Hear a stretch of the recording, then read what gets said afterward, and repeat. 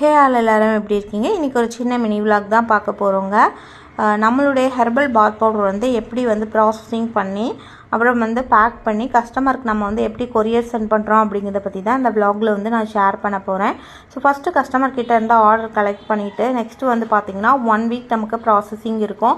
Herbs எல்லாமே வந்து நல்லா காஞ்சதுக்கப்புறம் நம்ம மிஷினில் திருக்கி கொடுத்து அதுக்கப்புறம் வந்து கஸ்டமருக்கு வந்து கேட்ட அளவு, அதாவது 100 கிராம்ஸ்னால் 100 கிராம்ஸு, 200 கிராம்ஸு, 1/2 kg 1 kgன்னு இந்த மாதிரி செப்பரேட்டாக பிரித்து தனித்தனி கவரில் வந்து பேக் பண்ணிவிட்டு அதுக்கப்புறம் வந்து ஃபைனலாக ஸ்டிக்கர் போட்டி நம்ம வந்து எந்த ஒரு டேமேஜும் இல்லாமல் டபுள் கவர் போட்டு அப்புறம் வந்து பார்த்திங்கன்னா கொரியர் கவரில் போட்டு ஸோ கரெக்டான அட்ரஸ்க்கு வந்து பார்த்திங்கன்னா நம்ம வந்து கொரியர் வந்து சென்ட் பண்ணி விட்டுருவோம். ஸோ இந்த மாதிரி ப்ராசஸிங் தான் நம்மகிட்ட வந்து போயிட்டுருக்கு.